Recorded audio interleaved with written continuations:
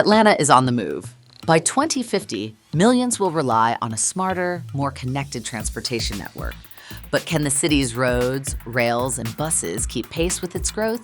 Atlanta-based journalists Grace Donnelly and GHD dive into the possibilities of transportation in 2050, exploring how mobility will shape the city's future and what it means for everyone who calls Atlanta home.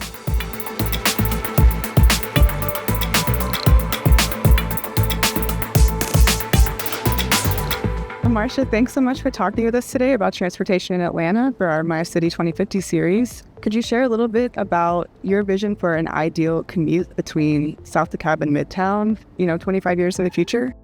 So there are really two different ways that you could create a great commute. So one would be to extend the East Line of MARTA to provide better access to that community.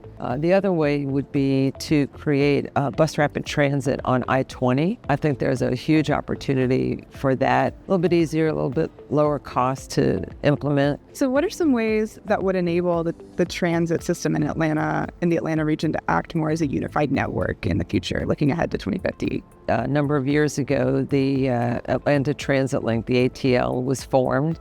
And the purpose of that organization is really to bring together schedules, coordinated schedules, so that it's very clear and obvious how to get from one system to another. They've already taken a huge step in terms of a unified fare system. That's big because the average person doesn't really see what system they're on. They just know they want to get from A to B. So what role do you see smart mobility tools and technology like electric vehicles or autonomous vehicles playing in a safer and reliable transit system in Atlanta? So we have to serve a lot of different populations. People who live here, who work here, who know their way around. Smart technology can really be a benefit for visitors who don't really know where they're going, to not have to stress, to not have to worry about it, to let the technology do it for them. That's a big bonus for us. How could Atlanta's central business district be transformed to be more pedestrian-friendly and more people-centered? So I think we have the beginning of that starting to happen. On Martin Luther King Drive, for example, over the last couple of years, the city of Atlanta, working with the Downtown Improvement District, implemented protected bicycle lanes with very lovely landscaping to make it really feel more a part of the downtown area together in a beautiful way.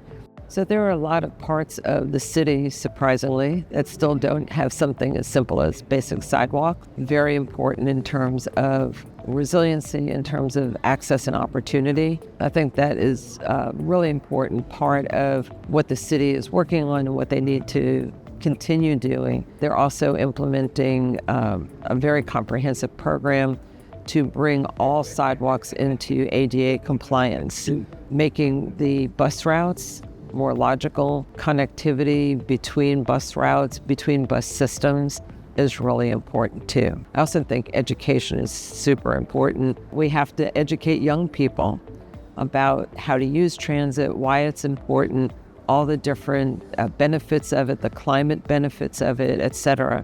It's not just about the transportation. It's very much about the environment as well. It's about public health. People who use transit tend to be healthier. So I think all of that ties into building a healthier community.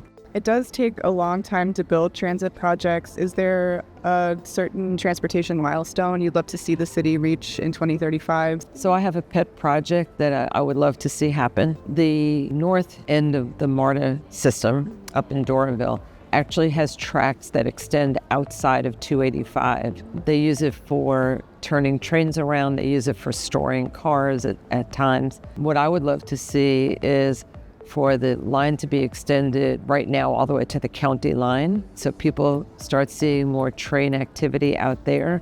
There's something similar on the west side where you could actually extend up into Cobb County fairly easily.